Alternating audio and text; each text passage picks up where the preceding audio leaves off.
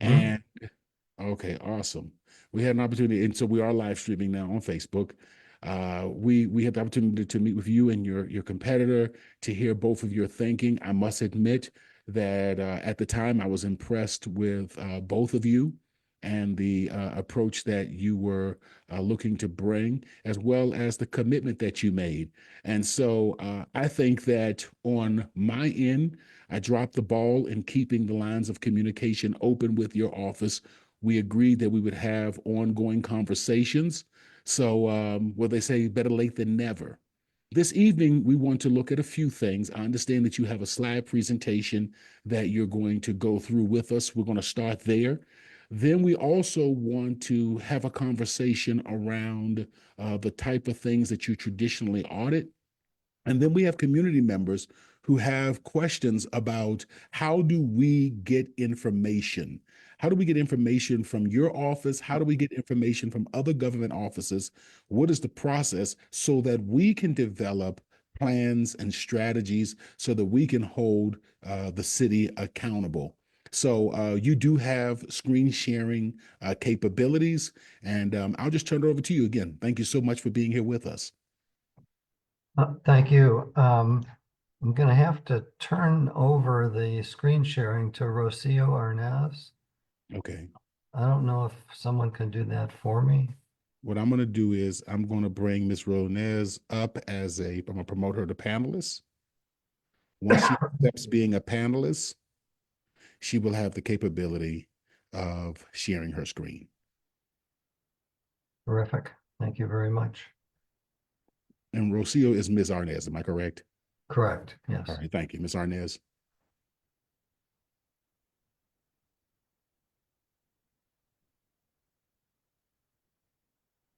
Okay, I'll try and go through this quickly.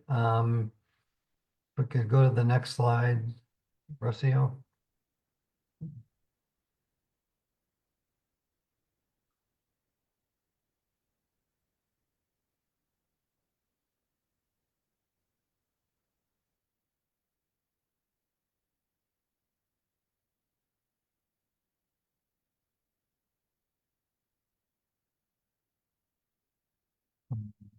Mhm.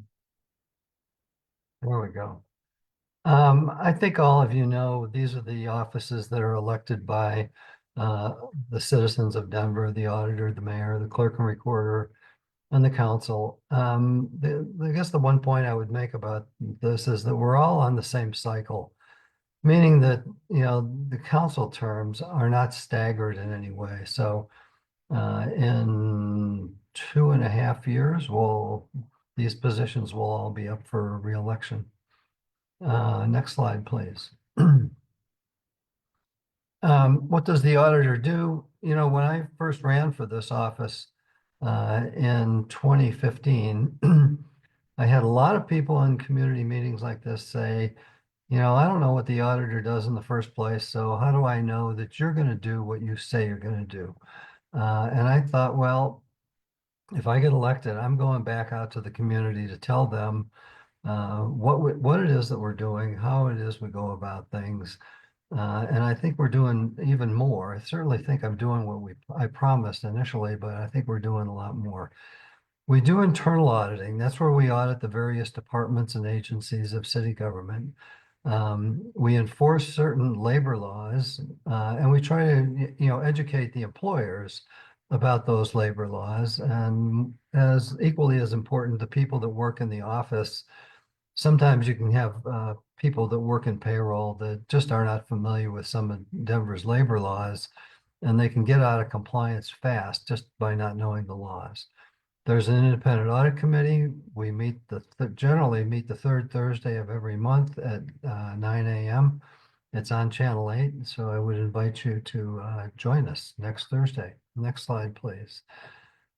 People ask about marijuana sales tax and marijuana, probably not as much as they did earlier, but you can see the revenue is dropping and quite a bit. I mean, it went up during the pandemic. As I'd like to say that 2021 was a high point. That's a joke. Um, And it has dropped off quite a bit since then. It's going down in 23, and the 24 numbers are, following the same trend. Next slide. Sales and use taxes really make up about half of the general fund for the city and county of Denver. You can see what happened in 2020 when the pandemic hit. We were able to deal with that successfully. Hiring freezes, everyone was required to take 10 days off without pay. There were some discretionary things that the city spends money on that were held off. Purchasing new cars, things like that. We end up paying for that in the long run. But we had to get through the pandemic, and we did dip into some of the reserves that Denver has. Next slide, please. So we take money in, we spend it, and what's left over is what is called the fund balance. I would say I define the fund balance a little bit different than maybe the mayor's office would, but all in all, you can see that we have a significant fund balance. You can see what happened in 2020 when we did not know what the pandemic was going to be like, and we were in a position where we had to, take about $90 million out of fund balance. What's important about this chart is that when Denver goes to the bond market, the buyers of the bonds can see how strong Denver's financial statements are. What that means is that we get a better interest rate. So if we do a $1 billion bond issue, that authority to spend that money also includes the interest. So if we have a low interest rate, that means that there are more dollars available to do the kind of capital construction projects that the city needs. Next slide. Denver International Airport is accounted for separately in what's called an enterprise fund. You can see in 2023, almost 1.4 billion in revenue, and the actual operating expenses are less than half of that. That sounds like a pretty good profit margin, and it is, but there are bonds out there that need to be paid off and will be paid off. There's about 5 billion in bonds that we are servicing, but it's a very healthy operation. Right now, I think they're almost too successful. I mean, the crowds out there are getting more and more difficult all the time. In the last few years, Denver International Airport has added 39 gates. That's about the equivalent of Washington National Airport. So when you have an airplane at a gate and you got, say, 175 passengers that get off, you've got another 175 that get on. That makes the terminals crowded, that makes the trains crowded, that makes parking crowded, that makes Peña Boulevard crowded. So next slide, please. We have an audit plan for 2025. We do a variety of different kinds of audits. We do what are called performance audits, and that's where we're trying to determine, did the department really implement, did they put in place what was really asked for either in the budget or in some other part of the revised municipal code. Financial audits, we're looking at the numbers. Contractual audits, there are a number of organizations that do business with Denver. And we do look at a couple of those larger contractual audits every year.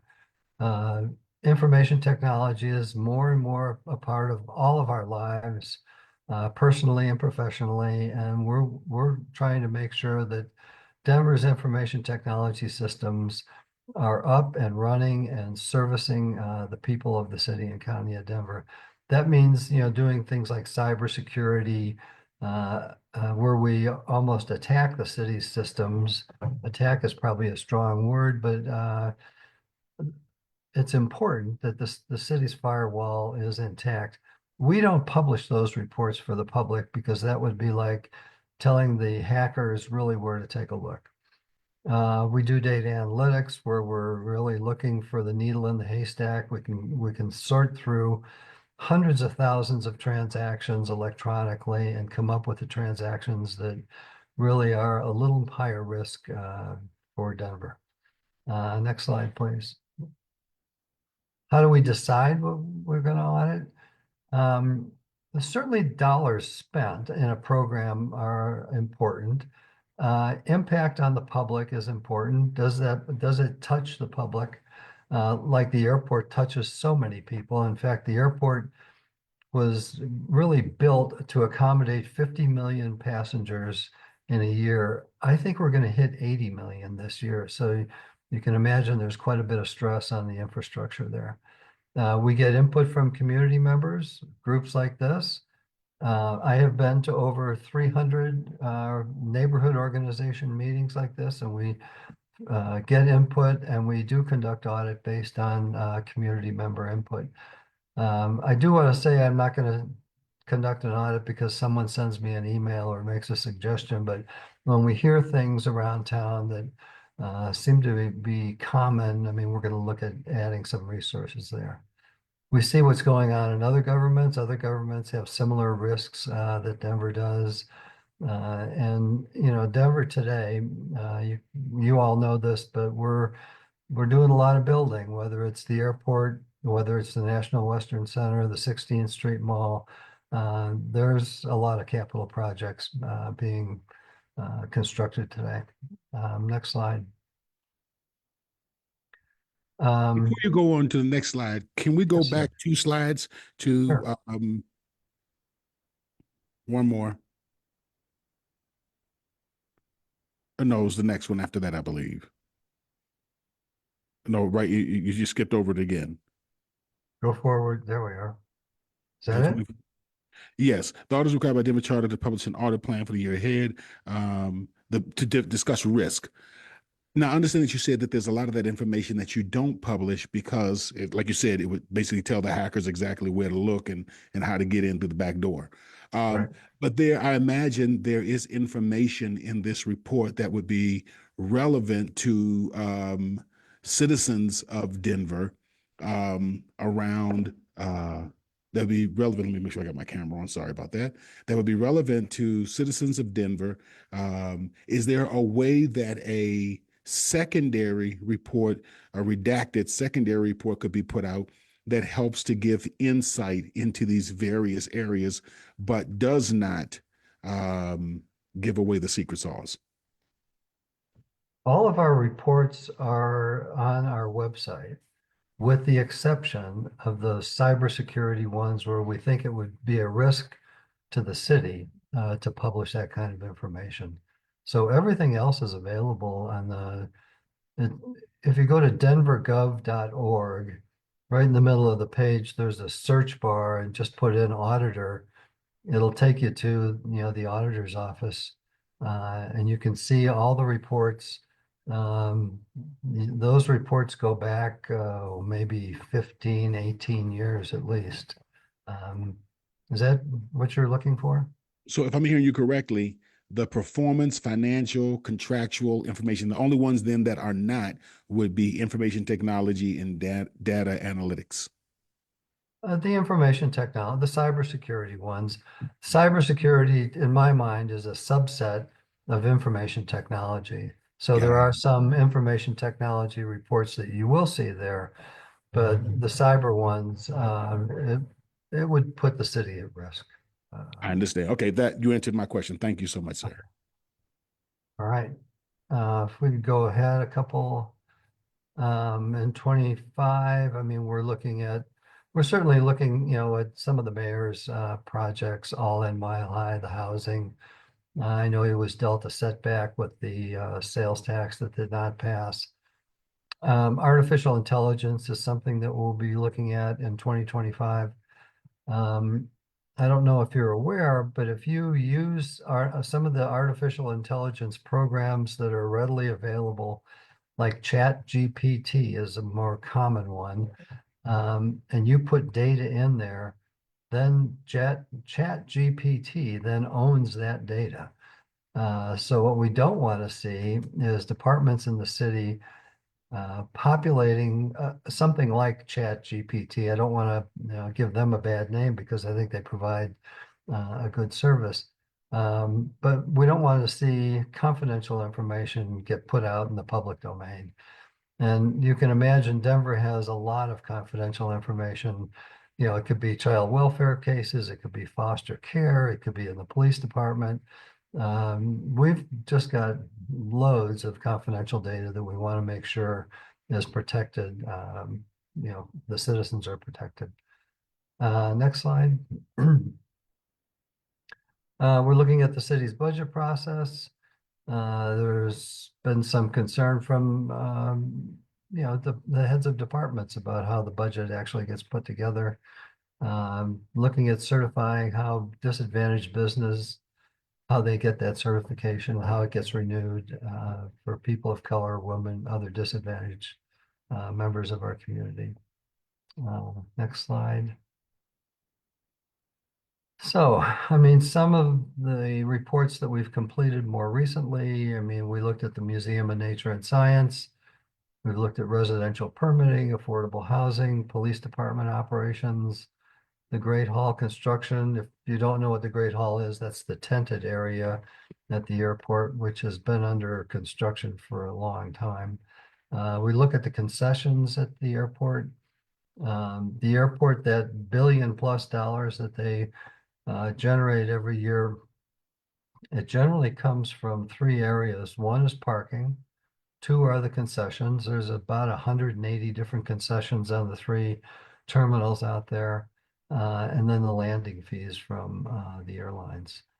The Fair Election Fund, we took a close look at that, and there's actually going to be some legislation to shore up the fair election funds, to clarify things for the city and for the candidates. Trash and recycling was an interesting one, and I think we're all communities are dealing with it, where we didn't feel the city was ready to go with the new trash and recycling and compost service that they did, because the fleet is I think half of the fleet is past its service life. We had a 20% vacancy rate in the truck drivers, so people were required to mandatory overtime. You can get away with that for a while, but after a while, you're really just burning people out. And they've made a lot of changes, including having to rent trucks from other salvage operators in town. Next slide. So we have a division that we call Denver Labor. That's where we're enforcing many of the labor laws in Denver. There are prevailing wage. That is Denver's version of the Davis-Bacon Act. If there's a capital construction project on Denver property or using Denver dollars, they have to pay those tradespeople what's called a prevailing wage. There's a minimum wage in Denver. That was a law that passed, I think it was effective January 1 of 2020. And I think January 1 of 2025, it will go up to $18.81 an hour. Most recently, we've been given the authority to investigate civil wage theft. And these are some big lifts, I think, for me. I mean, we have estimates. We had a study done by Rutgers University of estimates of the kind of wage theft that's going on in Denver, in metropolitan Denver, I think they said, but it's in the $30 to $40 million a year. Last year, we returned about $2 million to individuals that hadn't been paid properly. So we're scratching the surface, and I hope to scratch it even more as we go forward. Next slide. You know, we're working for everybody on this. I mean, the employers, they want to have good employees. The workers want to have fair wages. And you know, Denver is somebody that purchases many of those goods and services. So I think it's all in all of our best interest to have a healthy labor environment for people. Next slide. That's the civil wage theft ordinance. There's plenty of penalties regarding theft. We are the only authority in Denver that enforces it. So if you know of someone that doesn't think they were paid properly, again, back to that website, there's a place there where you can file a complaint. A complaint can be filed anonymously. A complaint could be filed by your spouse. A complaint could be filed by a union or other labor organization. And once we determine that there is a credible complaint, we will investigate it. And we, I think, do a fairly good job of it. Next slide, please. Yeah, we're up to 1829 and 20 in this year, calendar year 2024. There are exceptions for the food and beverage industry. There's a tip credit of $3.02 an hour. So rather than paying $18.29 if you're in the food and beverage industry and receive tips, you would be entitled to $15.27 an hour. Next slide. So you can see where the minimum wage started in 2020. It's up about 50% when we get to January 1 of 2025. The Department of Finance has a calculation using, the consumer price index to come up with the new minimum wage rate. That way, I'm not setting the rate and then determining are people actually adhering to the rate. Next slide. Prevailing wage, I did mention that. I mean, that's where capital construction projects, the tradespeople are to be paid, the prevailing wage for their job classification. We look at 100% of the payrolls that come in on these job sites. Fortunately, we can do that electronically, which saves us a lot of time, which enables us to look at the ones that are higher risk of people not being paid properly. Next slide. So that's kind of our history of returning money to people. Started out in 2016. There was a rather large settlement in 2016 out at the airport. The building of that hotel at the airport, the tradespeople were, working 24 hours a day, 7 days a week. You had a shift, you would park your car in a remote parking lot. A bus would take you over to the work site, would take you back to your car at the end of your shift. The bus drivers were not being paid the minimum wage or their prevailing wage. They were being paid about half of it. And we had a big settlement of over $500,000 for about 30 people. There was one gentleman who got almost $70,000 in back pay. The 2024 number that you see there, that we need to update that one because we actually calculate this or account for this on a year that ends October 31st. And I think we got just over $2 million for the year ended October 31st of 2024. So good I'm job. sorry to jump in again, Mr. Sure. O'Brien. I just have a quick question Mhm. for one. What is the difference between a prevailing wage and a living wage or minimum wage? The prevailing wage is really around plumbers, electricians, carpenters, pipe fitters. I mean, the tradespeople that do construction work. Minimum wage applies to anybody in the city and county of Denver. So with prevailing wage, we were really looking at organizations that have contracted to do work with Denver. Okay. Minimum wage is just anybody, any organization in Denver is required to pay their staff the minimum wage. And living wage, is there a difference between prevailing wage and living wage? The living wage is pretty low. I mean, it's almost obsolete in Denver because of the minimum wage. So we used to look for the living wage, but we don't anymore because the minimum wage has really just overshadowed it so much. Thank you very much. Next slide. In April, the city council entrusted the auditor with subpoena power. There's kind of a long story behind that. There were some council members that didn't think that the auditor should have subpoena power. when we're dealing with private organizations and we have a legitimate complaint about, their employees not being paid properly, we can fine that employer $1,000.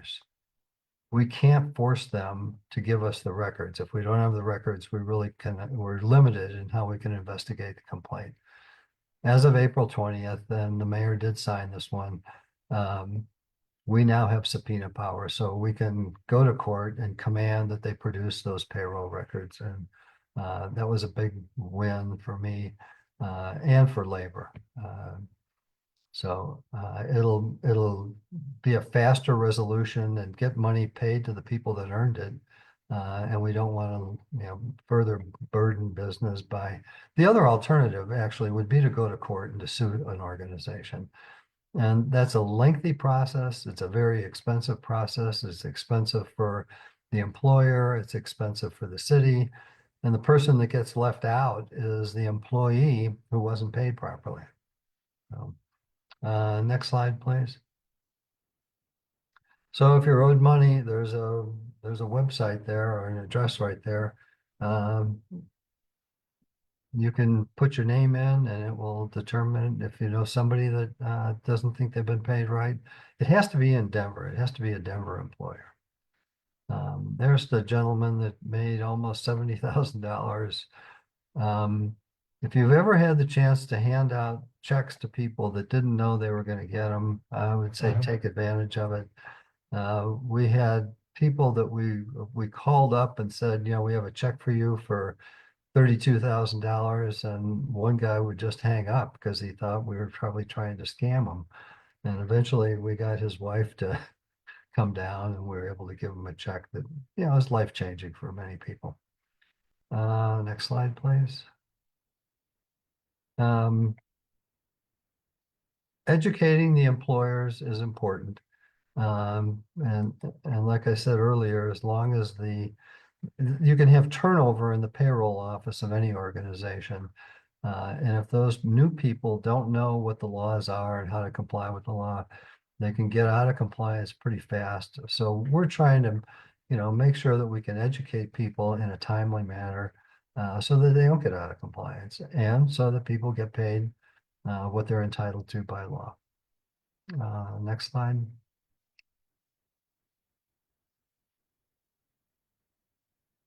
So on the audit side, we've had a few accomplishments. I mean, we've had a number of audits that have received recognition by an organization called the Association of Local Government Auditors. They're listed there. I won't read those off to you. But I think it's a reflection of the outstanding work that the individuals in my office do. And we'll be hopefully up for another award for 2024.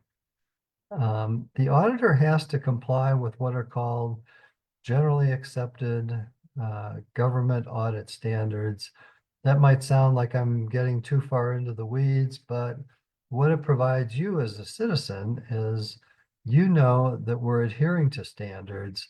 It's possible to see, to have an auditor that could be unscrupulous and start with the conclusion, and then let's go out and gather data to support the conclusion.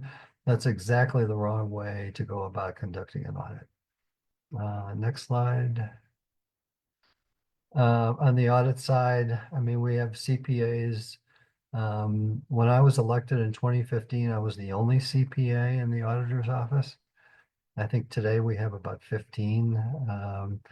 But all the audit staff have some degree or certification that I think sets them apart as being very qualified to do the kind of work that we do.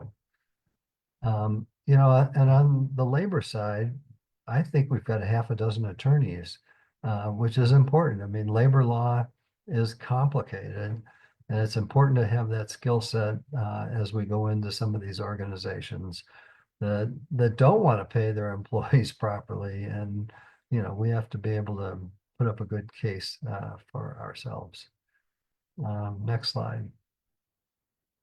So, like I said, in 2015, I'm going to go back out in the community and tell you what I'm doing. And As I said, I think I'm doing what I said I was going to do and more. We have a newsletter, which you're more than welcome to sign up for. Back to the website, you can sign up there. We're on all the social media platforms. We do a series of monthly videos on Channel 8. Have an annual report, and we have the audit plan that we issued just last month. Next slide.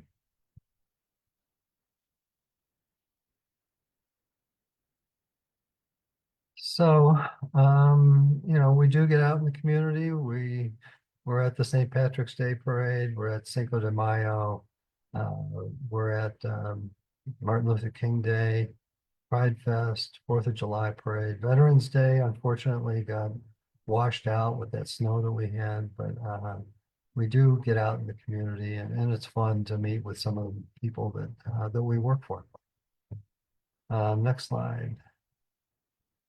So that's the end of my presentation. Those are some of the contact, denverauditor.org. There's an email address, auditor@denvergov.org. We do read every email that comes in. And then there's a Facebook as well as a telephone number. So, Dr. Davis, where would you like to go from here? Wonderful. Thank you. First of all, thank you very much for sharing this with us. Uh-huh. And we're going to kind of just jump straight into the Q&A session, if that's okay. Yeah. We have some individuals who have put questions. If you have just some general thoughts that you want to share with the panelists, you can put that in the chat. But if you have a question specifically for Auditor O'Brien, please use the question and answer. And I see that several of you are already doing that. I'm going to read a statement that was put into the general chat by Carrie, and then I'm going to go to the questions and answer. And it says, I would love to see the auditor's office audit the shot spotter technology. Reporting and data shows that it is ineffective and brings police to neighborhoods that already have a heavy police presence. It would be great if the auditor could get more transparency there, even if it ends up not being fully public.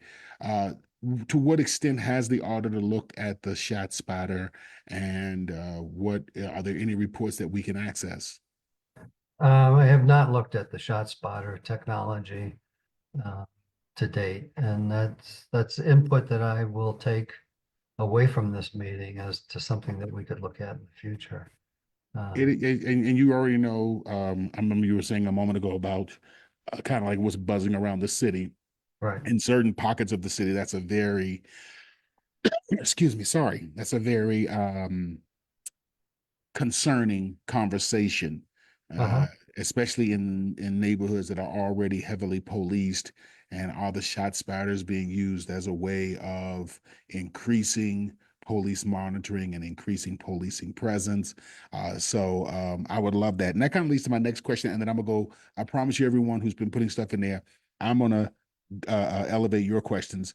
But how can community members or community orgs request a specific audit? You said in your presentation that just walking up to you at an event and saying, "Hey, I want you to see how many people X, Y, and Z," or someone sending you an email is not the pros. What is the way? Like we just talked about this as the shot spotter. What is the way to get your office to make a request? That's the word. To make a request to your office. Well, I think, the auditor@denvergov.org email address is one way to do that. I now have the spot shotter concern that we will, take into consideration as to how we're gonna allocate the auditor resource. I said, I don't think we're gonna do an audit just because someone sends an email. But Gotcha. as other people around town have a similar concern, that tells me that it is more than just one person, and it is something that we, may consider going forward. Wonderful. Gary, could you do me a huge favor just so I can be consistent with everyone? Could you put your question into the Q&A? I've asked that everyone put theirs in there. It's a very good question that you have. And if you could drop it into the Q&A, That would be wonderful. If you just don't have access to the Q&A, please let me know that in the chat. I'm going to go ahead and start reading questions that we have as they've come in. One question is, what is a way that people can talk with the auditor anonymously? Is the email? I'll leave it to you. What is the way people can interact with you anonymously? Well, we do meet with members of the public one-on-one that have concerns. So my time, it's really your time also. And if someone has a concern and they want to meet anonymously, they can do that. Again, I think the way to start that conversation is to go through auditor@denvergov.org, and at least make the request, that I have a concern. I don't want it to be a public meeting. We would meet in my office. And I think that's a way to accommodate that. We have had plenty of people approach us anonymously, especially on some of these labor law concerns that don't want their boss to know because they don't want the boss to fire them. And there is a retaliation provision within that law where we can fine somebody $50,000. Thank you. This is a question from Rachel. How and under what circumstances, and again, I'm just reading these in the order that they came, but how and under what circumstances does the auditor's office work with the DA regarding wage theft investigations? We are in direct communication with the district attorney's office on these wage investigations. We have authority for what's called civil wage theft. If it becomes criminal, it's really the district attorney's office that would take over. So we're trying to keep, the work divided up, but if it gets too complex, it does belong in the district attorney's office. Yeah. And we will have a new district attorney come January. You probably are aware of that. How is this is not there, but this kind of on that vein. How closely does your office work with the district attorney's office? I would say we work closely with the district attorney's office, especially around the wage theft issue, because a lot of times wage theft is tied to human trafficking and drug trafficking. People that are having their wages stolen from them, oftentimes they're people that have been, they're being trafficked. I mean, in nail salons is one area where they see that a lot. We can tell the district attorney what's going on the wage side, but it's up to them and their investigators to say, is there human trafficking going on? But candidly, what happens is that they'll get particularly young Asian women, and they might have a drug addiction to go with it. They'll keep them in one place for 6 weeks, and then they'll move them to another city. Is So that relative they to the don't. nail, or is that prostitution as well? That could be prostitution as well, but they don't want the person who's being trafficked to start to develop a relationship with someone, because that's when other people find out, and hopefully the DA finds out too. Gotcha. Want to ask a couple of questions, well, at least ask a question around the mayor's budgets. Do you audit the mayor's budget, and is there previous reports on previous budgets? We don't audit the budget in its entirety. There is an audit that we contract for with a CPA firm to audit the financial statements of the city and county of Denver. The financial statements are like this thick. This is the financial statement for the city. When we audit the programs, we are, looking at some of the financials behind that to see that things are being properly administered, etc. I'm not making a judgment about where the dollars should be, but that's really up to the mayor and the council. Jess, can you do me a favor? Can you dig a little deeper? Jess has the question, and I'm not going to ask you to answer it, but the question is, can you please audit the police department? Can you expand that out a little bit, Jess? When you say audit the police department, can you elaborate a little bit more? So I'm gonna say that this was answered live, and can you restate that question, and I'll elevate it. But just give a little more detail, specifically what are you looking at? We just talked about shot spotter. If you have other specific things, I'd like to, rather than just have a broad general question for the auditor, if you could go a little more granular on that, I appreciate that. So I'm going to mark it as answered, and if you could restate it with a little more detail. Question came in, huge fan of Auditor O'Brien, exclamation point. I know that makes you feel good. Favorite elected official in Denver, another exclamation point. Thank you for your staff for all your work on wage theft. So I don't know how often you come to these community meetings and get a chance to meet part of your fan club, but at least one individual who's attending anonymously wants you to know that they really admire your work and they appreciate you. Well, thank you. I appreciate the feedback, and it's because of the fabulous staff that I have that we're able to get those kinds of compliments. If I could, I know your person is probably trying to ask something in the chat, but when it comes to the police department, I mean, right now we are conducting a couple audits around the police department. I mean, we're looking at the discipline review process, which really is in the office of the independent monitor. We're looking at the hiring process for the police department. That's with the Career Service Authority. We have a cybersecurity audit in the police department that we're planning for 2025. We did an audit last year of police department operations, and we're currently following up on that audit to see if they've implemented the recommendations that they said they would. So the police department gets our attention regularly. And I imagine Jess may have some additional questions. And again, Jess, if you can drop that into the question and answer, that would be very beneficial. That I'll have just one place I can get the questions from. Another question from Jess, and again, I'm reading stuff in order. Are you able to audit Colorado Coalition for the Homeless and other service providers?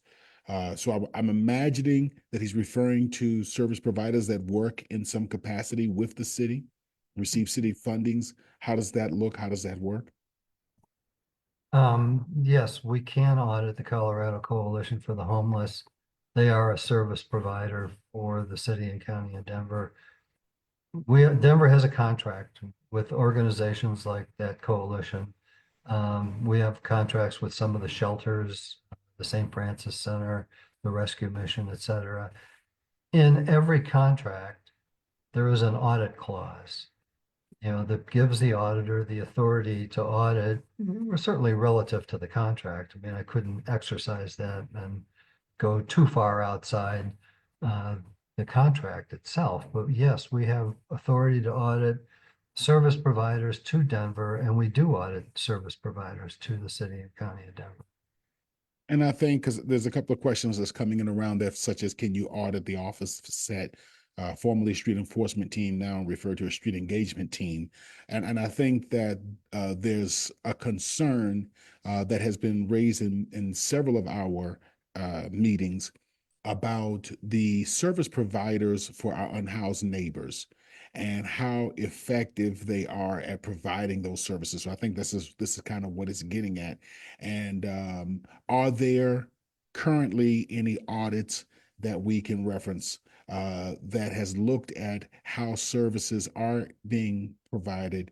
I know you spoke earlier about a few of the city's initiatives around the unhoused, but as it relates to organizations within the city, offices within the city and organizations that contract with the city, are there audits that we can reference? With respect to the people that provide the service, no, I can't think of any right now. What we generally start with is the department that does the contracting and want to see how are they overseeing the contract, with ABC company to provide whatever service it might be. That's where things tend to break down, to be honest with you, is that these contracts get approved, but the actual oversight of contracts is poor. And I've had that conversation with Mayor Johnston. I had it with Mayor Hancock. And I think they're both well aware of it, but um, we are going to be auditing a service provider in 2025, and I don't think I'm going to tell you who that service provider is now. Maybe at next year's meeting I can talk about I think that's a good setup for the next question, which it. is who audits you in your office? We know Sure. that you audit the mayor's administration, you audit city council or aspects of city council, but who audits your office? And the question actually says, since you're attached to the mayor's administration and city council, and I just want to say to the individual who wrote this that he is independently elected. So he is not an appointee of the mayor. He's independently elected and is not um, on paper beholden to the mayor to do his job. But that is a very good question. Who audits your office? How does that look? We have an audit, what's called a peer review, done Okay. every 3 years. And that's where a team of auditors from other municipalities around the country come in and look at what they'll do is they'll take a sample of some of the audit reports that we produce. And then they'll want to see, do your work papers really support, the conclusions, the recommendations that you made in the report? We've had, I know we have to have it done every 3 years, but we've had it done more often than that since I've been auditor. We've got one scheduled for April of 2025. I think it's a healthy process, to be honest with you. And I do believe the results of those peer reviews are on the website. So, So we can get your audits if we go to your website. yeah, you bet. Okay. And this study that I mentioned that Rutgers University did, that I think is on the website also, but they gave us some pretty high marks for the way that we're going about, the wage theft. How do you identify the industries? How do you reach out to the people and to the employers? I mean, we can't make an assumption that the employers are all bad. Sometimes they make mistakes, but Rutgers gave us some pretty high marks, but they also identified to me that there's a lot more work to be done in the whole area of wage theft. Um, Another question came in, which is how big is your staff and what is your budget? And how is your budget allocated? Is it part of the city's budget or how does that work? Um, well, we have pretty close to 100 staff. I want to say it's 95 or 96. Um, there's about 45 that are on the audit side.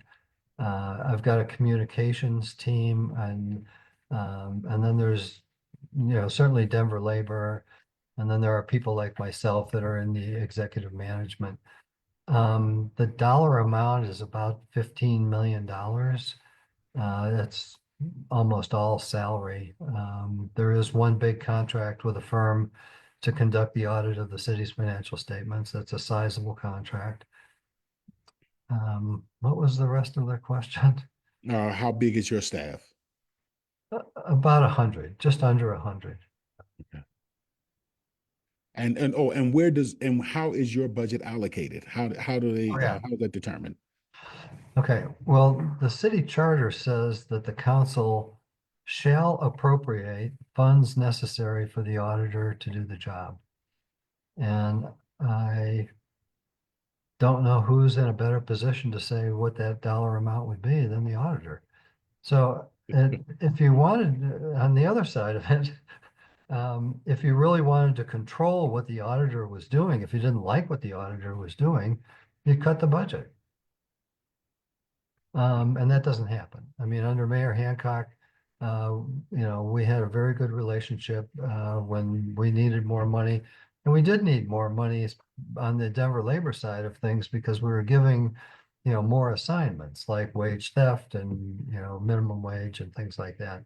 So our budget went up accordingly.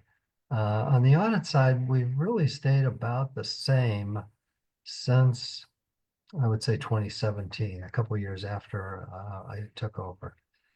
The mechanics of that, my budget is included with all the other budgets in the bill that passed today by the city Yes. council. Um, and that's in the law also, that says that, that the auditor will still use the same mechanics of getting a budget approved as everybody else.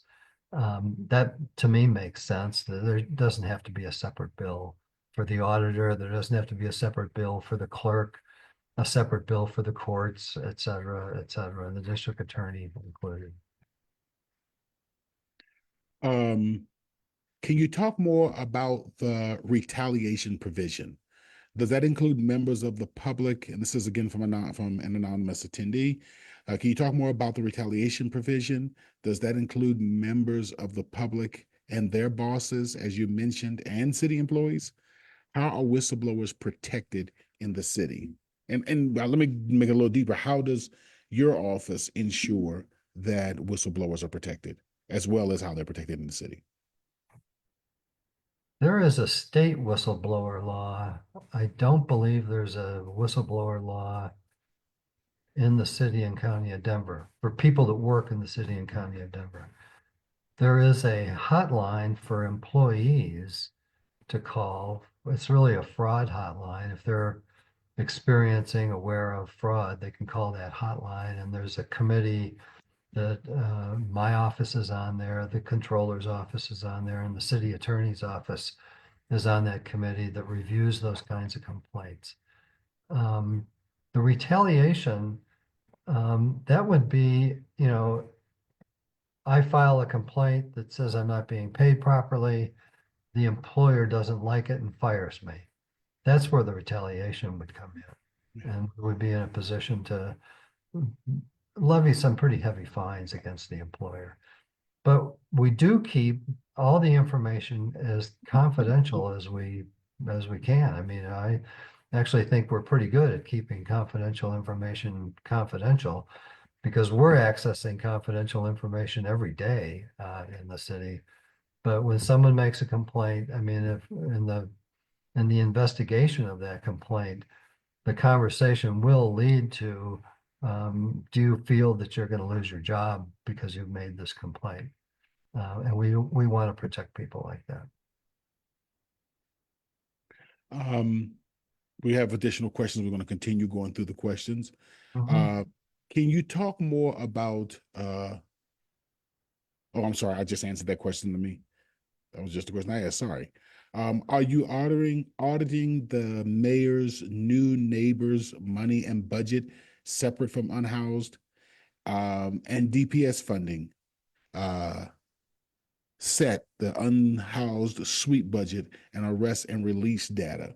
And I want to pull DPS out for just a second. So are you auditing the mayor's new neighbors' money and budget separate from unhoused? And I'm reading it as it's written. I'd have to look and see where that is in the budget.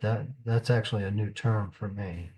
Um, we are auditing the activities of the mayor's administration daily, whether it's at the airport, the police department, human services, you name it. That's where we're spending our time. Do you audit DPS and No, their budget? the schools are really a creation of the state. Okay. So the state audits the The school state, districts. uh, the state auditor could audit the schools. However, it would take legislation by the state to really give the state auditor the authority to audit something like DPS. And the new neighbors it refers to our migrant community and the various services um, that are connected, the monies that are connected to being a sanctuary city and providing sanctuary city services.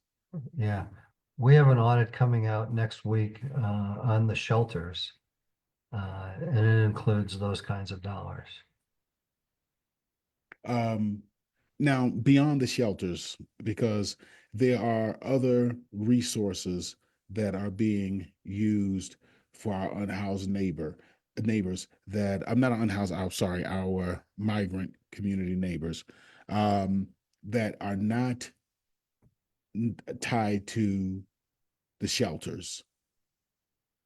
Have you done any audits of how those additional funds or just kind of step back and look at all the funds, whether it's in the shelters period, relative to the migrant? I know this was a big issue in this last election, just last week.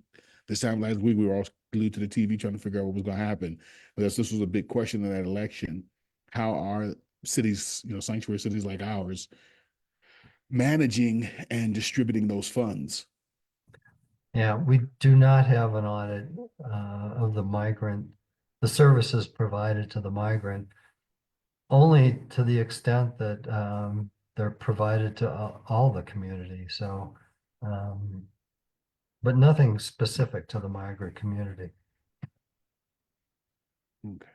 I think personally, I think that is something to take a 360-degree analysis of how monies are being used for as it relates to us operating as a sanctuary city.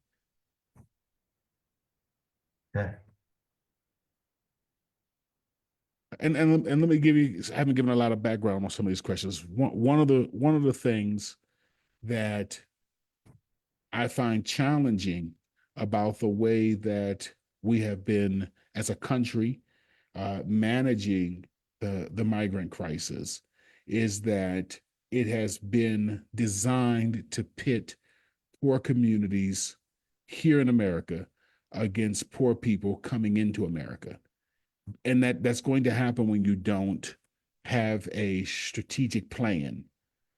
So I'm gonna get off my soapbox in a second, but when you don't have a strategic plan on how you're going to move forward, you end up doing two things: a, putting people in poor, under-resourced cities. We see that especially in Chicago and New York, and of course, those communities that are already fighting for resources are going to feel a certain kind of way that now you're bringing other people in to bring in more competitors for those limited resources. Number two, you're bringing individuals in and providing them with resources that you said were not available. This is specifically apropos to the African American communities in Chicago, in New York, and other places. You hear this from a lot of the leadership there, that you told us 2 years ago these funds weren't available, we couldn't help you, this and the other.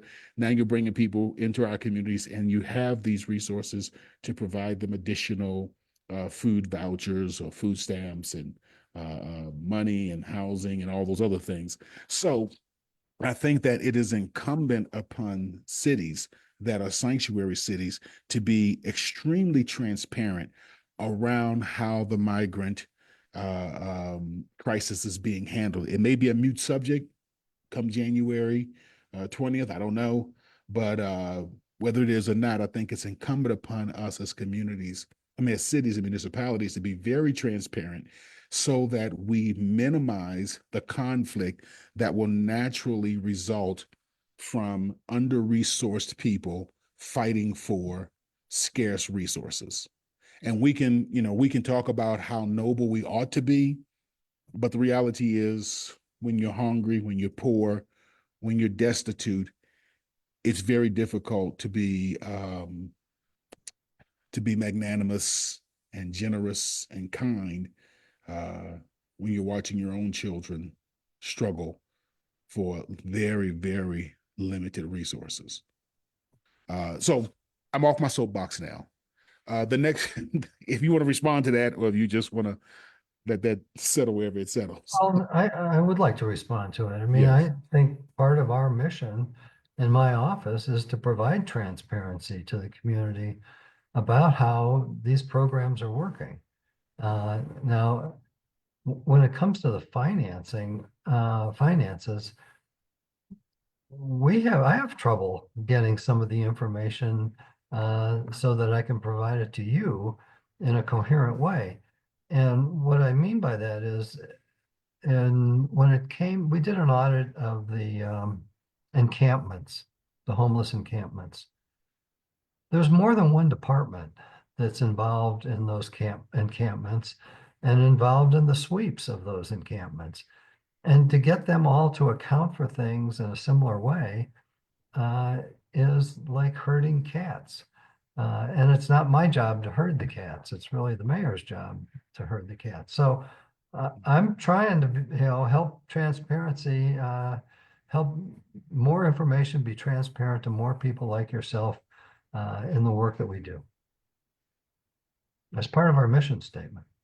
Yes.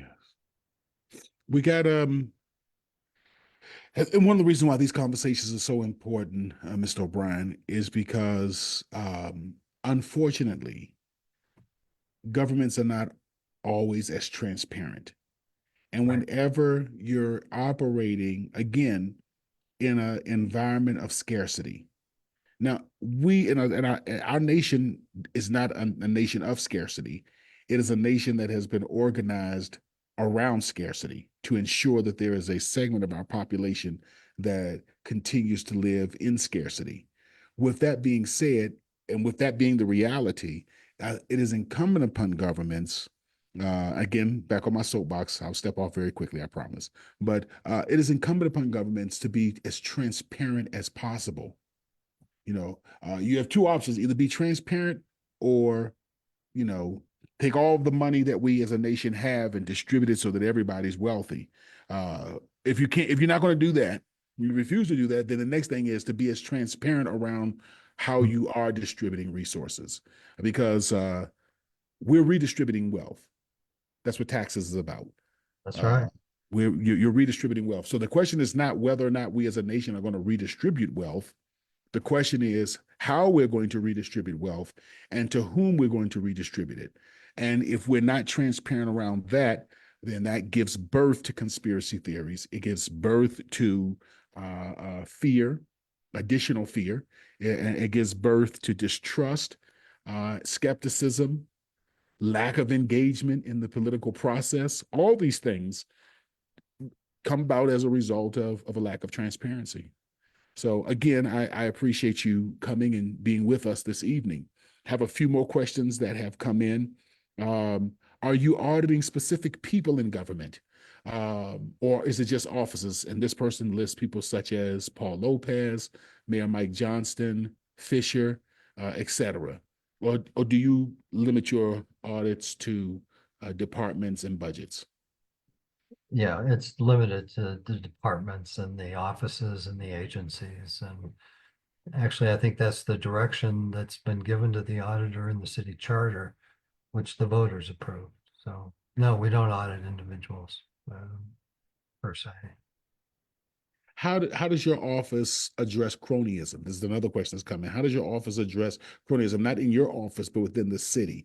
Is that something that you look for um, when you are conducting an audit of a particular department or a particular budget, et cetera?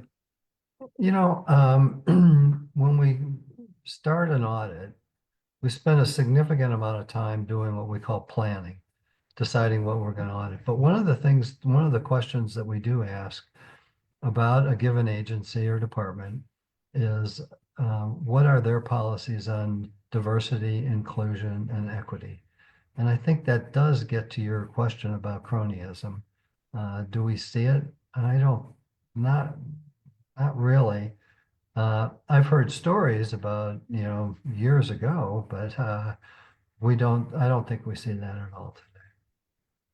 It's not to say it doesn't happen, but not to the degree it used to happen, that's for sure. Thank you. A few more questions, and as soon as I say a few more questions, the more folks put in questions. So let's put on our seatbelt and get ready. And that I'm looking at it because I think some of them may be comments versus questions. I'll just read it. You should audit that separate because those dollars have had real accountability, and so it slides in under housed issues when it's separate. which includes house and food cash when they came from and where they ended up. Same thing with unhoused. It's serious because the taxpayer paid. I don't think that was a question. I think that was more of a statement. If you Mhm. want to answer it, or I can go on to the next one. Or you want to address it, I can go on to the next one. I think I'll move on. Okay. Um, what is the consequence of inaction with slow draggers or excuse makers? Even how there's grace to mistakes and blame, how are those consequences dealt with? Who, okay, I think the underlying question is who punishes your office? When your office makes mistakes, when your office is out of line, who punishes your office? How is your Um, office held accountable versus take out the word punishment? How is your office held accountable? well, I think the peer review that I talked about is part of how we're held accountable. Um, and I try to put myself out in the community to be accountable to organizations like yours.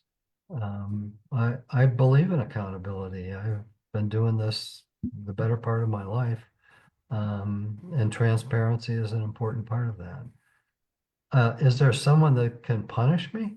I guess, another candidate can run against me, and in 2.5 years, I'll be term limited, so I won't be doing this anymore.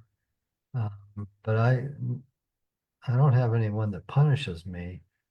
Um, when we make recommendations in a given department, we ask the agency to reply and say, when will you implement this by?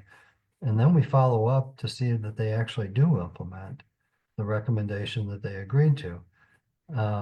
We have about a 94% agreement with the recommendation, but the actual implementation is about half of that. What we do with that information is we think that there's still risk that needs to be mitigated in that department or agency. We'll go back and do another audit. The federal definition of housing is when someone is permanently and stable in their own housing and not at risk of losing it. This again comes from an anonymous attendee. The federal definition of housing is when someone is permanently and stable in their own housing and not at risk of losing it, along with the supportive services they need. This administration is defining housing and temporary shelter, or as temporary shelter. They are claiming to have housed people if they bring them indoors for 2 weeks to claim quote unquote success. Can you talk about your planned audit for 2025? Will you expect the mayor be held accountable to what has happened to the people after 2 weeks? We And, will, and so in your audit, I guess just to highlight it a little bit more, I apologize. Uh, will your audit look at the mayor's definition of what it means to house people, or what the federal definition looks at to house people? What are the metrics that your office will be using to grade or to analyze the mayor's approach? we would actually use both of those definitions Okay. in saying, here's the federal definition. However, the mayor's definition is 2 weeks. And note that there's a significant difference there. And then we would be looking to see what happens after 2 weeks. And are we tracking those people that were housed under the mayor's definition? Anonymous says that part two, will you expect that the mayor be held accountable to what has happened to the people after 2 weeks? And will your report, this is me jumping in now, will your report indicate what has happened to these individuals after the 2 week period has expired? Back to the question, where are they 90 days later, 6 months later, 12 months later? What are the success rates for the very expensive initiative, especially given the extraordinary fiscal irresponsibility that has been demonstrated? The public deserves to know the truth about why the Denver budget is wrecked and where the taxpayer money has gone. Well, I'm not sure which question to start with there. And I can reread them in parts if you want me to. Sure. Okay. Will you expect that the mayor be held accountable to what has happened to people after the 2 weeks? Or will your report demonstrate what has happened to people after 2 weeks, where they are 90 days later, 6 months later, 12 months later, etc.? Well, we would we would follow that if the data exists. And if the departments aren't keeping that kind of data, it's kind of hard to audit it. So it's a it's a difficult one. Will the mayor be held accountable? I think the mayor will be held accountable the next time he runs for office. What are the success rates for this very expensive initiative? Um, will that be, of course, indicated in the 2025 report? And again, that's especially given the extraordinary fiscal irresponsibility that has been just demonstrated. The I'm reluctant to talk about the results of an audit that we haven't really conducted at this point. I think that they're trying to get at the content. So will the audit examine the success rates? And I think you talked about a little bit when we talked about um, looking at two definitions. The federal government has a definition of what constitutes success. The mayor has a definition of what constitutes success. And will your reports um, elaborate on whether or not the mayor reached his and whether or not that lines up with what the federal government uh, refers to as success? I think I have to wait until the audit is complete. And you know, you're asking some excellent questions, and I do appreciate that. Um, Part of what goes on in an audit is that we're gathering data all the time. And you might be leaning one way at the 11th hour, some other data comes in that changes our mind. So if I start to indicate something, and then, you know, tomorrow I get other data that changes my mind, then I'd look kind of foolish to you and your colleagues. So I really would rather wait until we've got a final report that I could discuss. Okay. Well, I hope that we'll continue to have ongoing conversations. I'd like to just take a second to do a little vision casting of what we at the task force are hoping to accomplish and where we would love to partner with your office. And that is our goal. And in many municipalities, where they're able to demonstrate what happens within the police department, how many people are being stopped, how many people are being arrested, all of those other data points.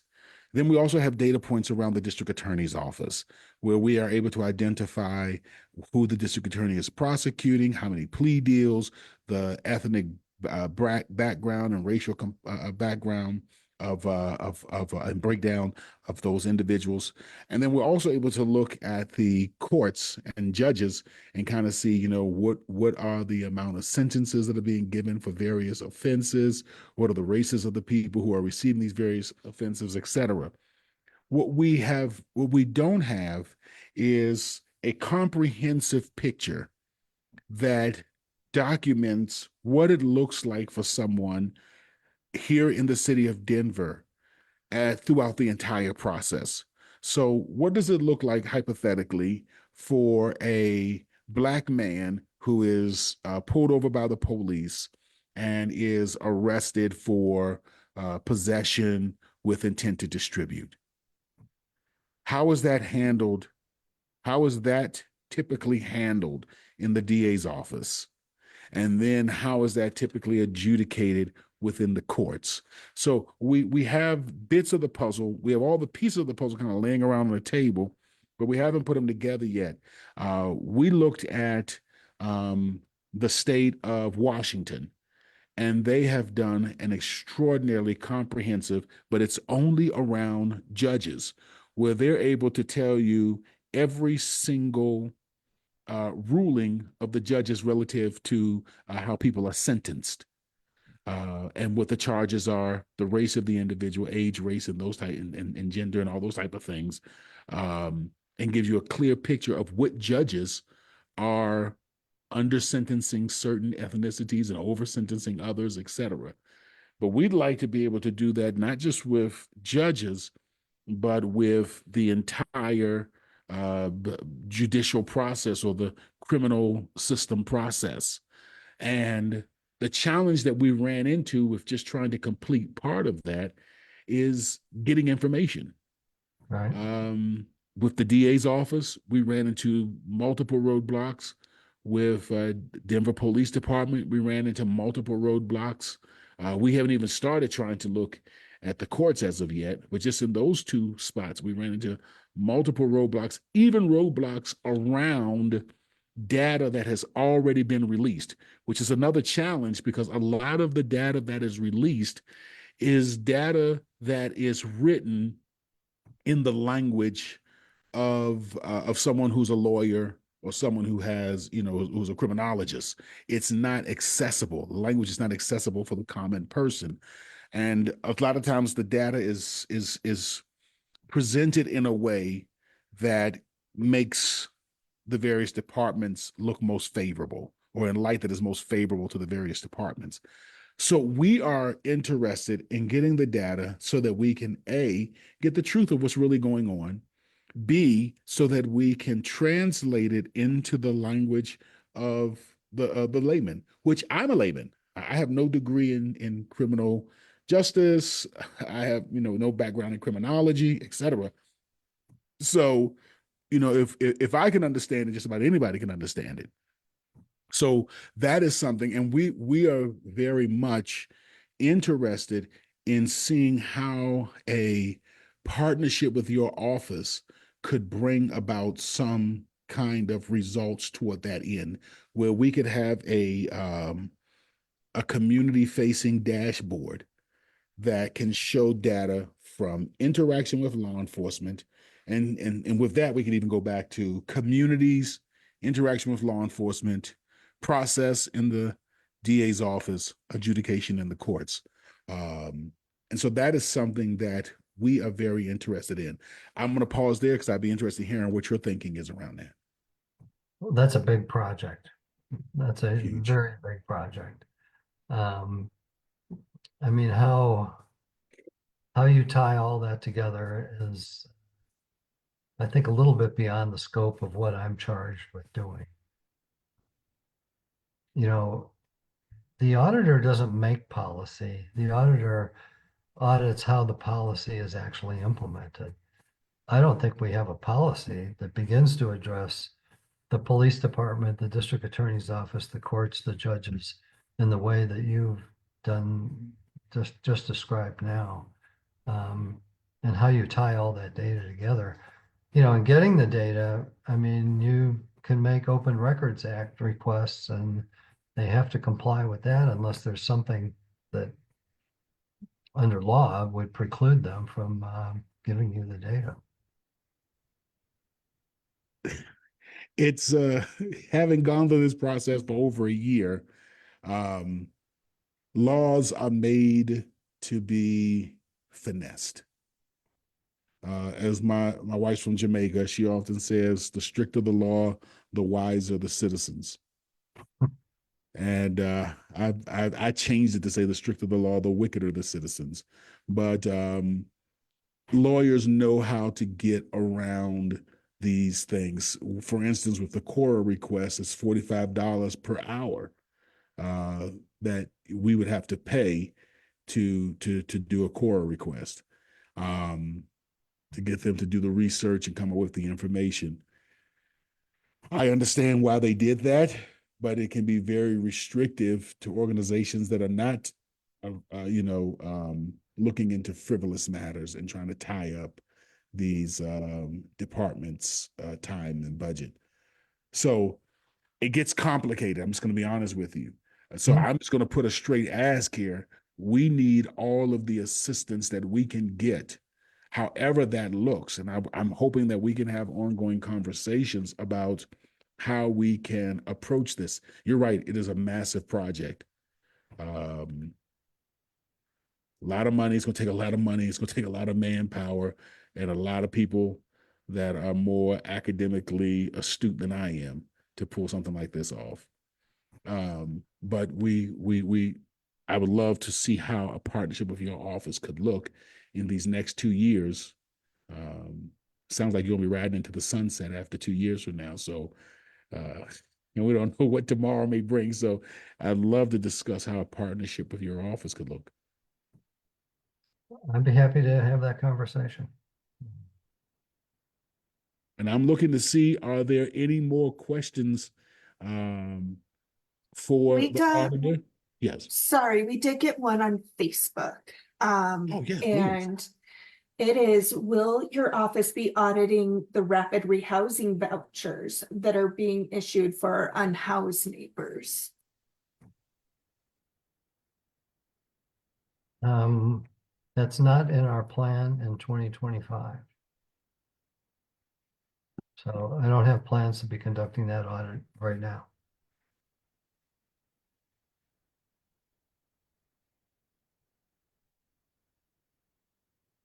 Thank you. That's all I have. Sorry. And that was from Amy Beck. So Yes. Are there any additional questions before we don't want to just hold Mr. O'Brien, even though he's blocked off 2 hours on his schedule? We don't want to just hold him so we can say that we held him. I can go on. I can kill the next 30 minutes bragging about my Washington Commanders, how good we're looking this season after nearly 30 years of abject failure. But I won't do that to y'all. Won't do that to you at all. We lost this weekend, but we lost against a good team, and I'm very excited. So I can go on if y'all want me to, but I'll let the auditor spend some time with his family and give him an opportunity. I want you to have the last word, sir, before we close out. Well, I'm pleased to have had the conversation we've had tonight. And we can continue to have the conversation. I mean, I think this is part of my job. Well, again, thank you so much. I want to thank everyone who's here personally, who asked questions, who listened. I want to thank everyone on Facebook that has tuned in as well. I appreciate how engaged our Denver community is. We've got a lot of work to do. Again, I want to just apologize that I have not been more intentional in staying in a regular contact with your office.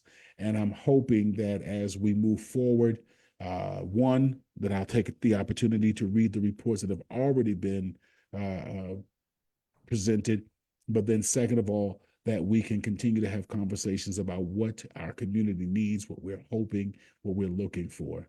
And with that, I'll let everyone enjoy the rest of their evening. Again, sir, thank you so very much for coming and taking this time with us. Thank you. Pleasure was mine. Thank you.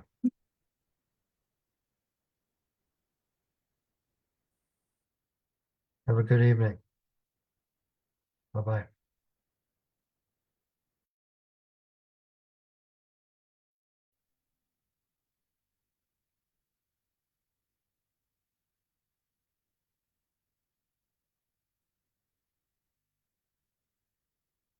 And I'm now looking over at the attendees. Okay, I was about to tell Maya Wheeler how happy I was to see her. Jess, I'm always glad to see you, man.